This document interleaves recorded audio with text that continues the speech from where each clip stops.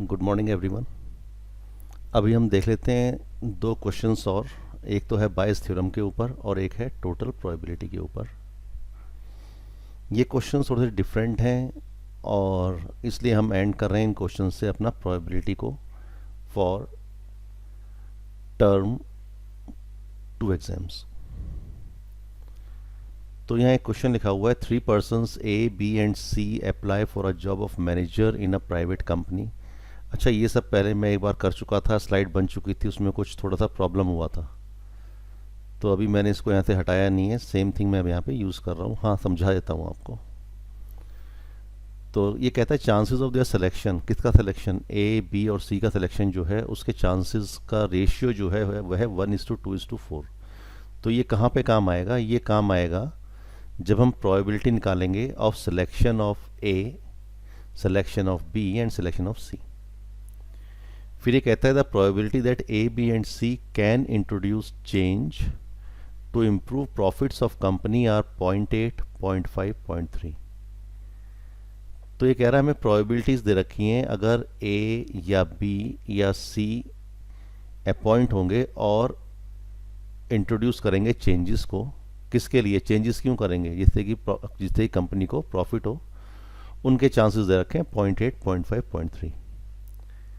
पर अब हमसे क्या रहा है लास्ट वाले स्टेटमेंट में, यहाँ पे हम ठीक से देखें। If the changes does not take place, changes does not take place, find the probability that it is due to the appointment of C. तो पहली चीज तो हमें दिख रहा है कि इसमें लास्ट में दो कंडीशन दे रखी हैं। यहाँ से हमें दो इवेंट मिल जाएंगे। एक इवेंट में क्या मिल जाएगा? If the change does not take place, ये इवेंट हो चुका, इसे हम बोलते हैं ए। पहले भी हम बोलते आए हैं, तो ये हो गया A, change does not take place. और सेकंड जब ये एंड कर रहा है कि find the probability that it is due to the appointment of C, तो इसका मतलब एक इवेंट हमें ये मिल गया कि सी अपॉइंट होगा, एक इवेंट हो जाएगा ए अपॉइंट होगा, एक इवेंट हो जाएगा इफ बी इज अपॉइंटेड। तो हमारे पास सारे इवेंट्स आ गए। इवेंट ए आ गया, changes does not take place. Event E1 आ गया कि अगर हमने ए को अपॉइंट किया, E2 आ गया बी को अपॉइंट किया, और E3 आ गया सी को अपॉइंट किया।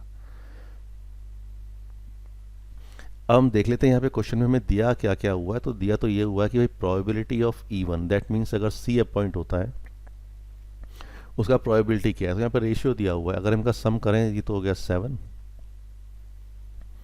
ए इज अपॉइंटेड, तो इसका रेशियो ये आ गया प्रोबेबिलिटी 1/7, तो ये आ गया 1/7।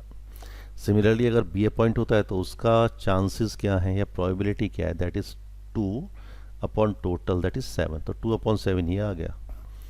And if C is appointed तो ये आ गया 4/7। तो ये चीज़ें हमें मिल गई यहाँ से। अच्छा, फिर प्रोबेबिलिटी कि अगर हमने ए को अपॉइंट कर लिया और changes does not take place, A को अपॉइंट किया और चेंज नहीं हुआ। अच्छा, चेंज होने की प्रोबेबिलिटी दे रखी है 0.8 अगर हमने ए को अपॉइंट किया, तो चेंज ना होने की प्रोबेबिलिटी क्या होगी? 1 माइनस दिस प्रोबेबिलिटी, तो 1 minus 0.8 that is equal to 0.2। Similarly अगर हमने E2 को बी को अपॉइंट किया और चेंज नहीं हुआ, तो 1 minus 0.5 that is equal to 0.5।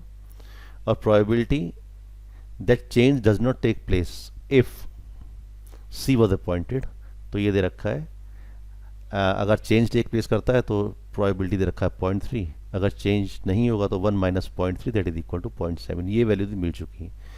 अब मैं निकालना क्या है, तो अभी देख लेते हैं। बायस थ्योरम पे लगाते हैं। If the changes does not take place, ये इवेंट तो नीचे आ गया। और find the probability that is due to appointment of C, तो अपॉइंटमेंट ऑफ सी जो क्या है वो है इवेंट E3। तो ये हमें फाइंड आउट करना है। तो इसका फॉर्मूला तो हमारे पास मालूम है हमें कि probability of C appointment into probability of change does not take place provided C is appointed upon probability of appointment of C into probability of no change if C was appointed, or probability of appointment of B into probability of no change provided B is appointed, plus probability of A's appointment into probability of no change provided A is appointed। तो सारी ये values हमें दे रखी हैं यहाँ पे। ये values हमने पुट किया इधर, तो 4 ये आ गया हमारे पास 4/7 इंटू 0.7 को लिख दिया 7/10। 0.5 को लिख दिया 5/10, 0.2 को लिख दिया 2/10। अच्छा, अब हम देख रहे हैं ऊपर क्या आ गया, ऊपर तो ये आ गया हमारे पास 28। अच्छा, एलसीएम देखें सेम आएगा, ऊपर भी नीचे, ऊपर भी 70 है, नीचे भी 70 है, तो वो बॉदर नहीं करेगा हमको। हम न्यूमरेटर देख लेते हैं दोनों का। तो ऊपर आ गया 28, नीचे क्या आ गया 28 + 10, 38 + 2 40। तो 28/40 हमें क्या दे देगा, 4 से डिवाइड करेंगे तो 7/10 दे देगा। तो 7/10 इज द आंसर। इस प्रोबेबिलिटी को हम देख रहे हैं अपने आंसर में। तो क्वेश्चन बिल्कुल बेसिक है जैसा पहले कराया था। थोड़ा सा चेंज इसमें क्या है कि यहाँ पे प्रोबेबिलिटी डिफरेंट दिया हुआ है और जो इवेंट हो चुका वो डिफरेंट है बेस्ड ऑन दिस प्रोबेबिलिटीज़। तो यहाँ पे एक कैच हो सकता था, इसलिए मैंने इस क्वेश्चन को लिया और ये क्वेश्चन पहले भी आया हुआ है। अब एक क्वेश्चन और देख लेते हैं। ये भी एक अच्छा क्वेश्चन है, ये भी प्रीवियस ईयर पेपर्स में आया हुआ है। अ bag contain 2n+1 coins. It is known that n-1 of these coins have a head on both the sides. मतलब ये बाइस्ड है, हम चाहें हम टॉस करेंगे तो हमेशा हेड ही आएगा। Where is the rest of the coins are fair, that means वो अनबाइस्ड हैं, उसमें हेड और टेल आने की प्रोबेबिलिटी कितनी है 1/2 1/2। अ coin is picked up at random from the bag and it's tossed.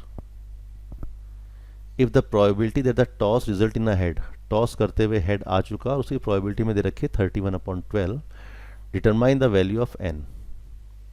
तो यहाँ से मालूम चल रहा है बायस थ्योरम का तो प्रॉब्लम है नहीं, ये तो टोटल प्रोबेबिलिटी का क्वेश्चन है। तो ठीक है, टोटल बैग में कितने कॉइन्स थे, 2n+1 कॉइन्स थे। अब हमारे पास n-1 कॉइन्स तो बायस थे, तो अगर इसमें से हम n-1 बायस वालों को माइनस कर दें तो हमारे पास फेयर कॉइन्स आ जाएंगे। तो फेयर कॉइन कितने आ गए, n+2। तो अब यहाँ पे क्या दिया हुआ है, लास्ट स्टेटमेंट देखें, if the probability that the toss result in a head.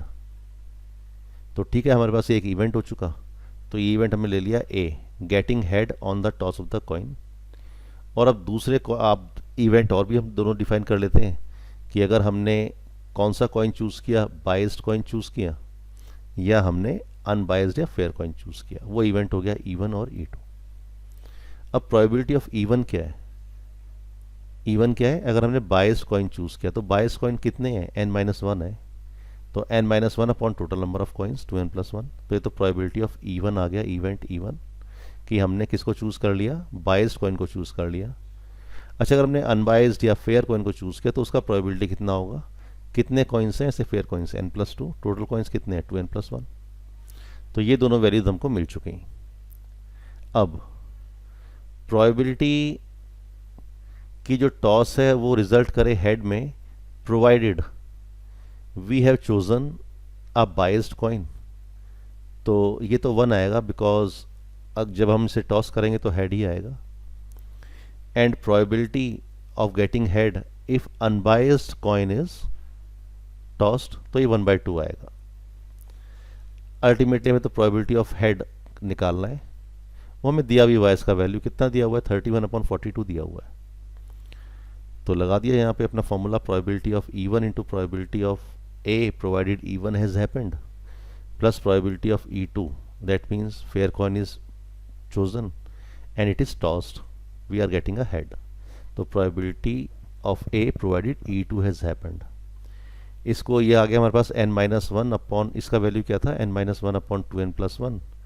Probability of A oblique E1 ये था 1। सिमिलरली प्रोबेबिलिटी ऑफ E2 था n+2 upon 2n+1 and probability of A provided E2 has happened ये था 1/2।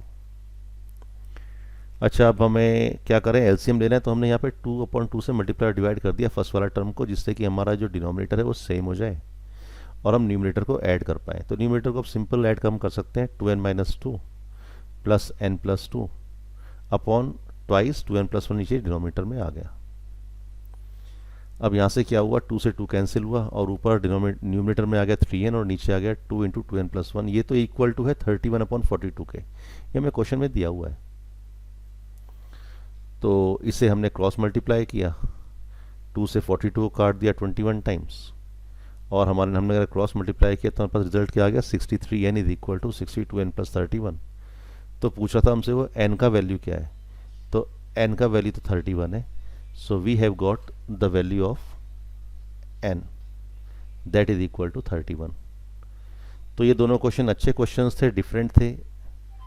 तो यहाँ पे हम एंड करेंगे अपने प्रोबेबिलिटी वाले पार्ट को।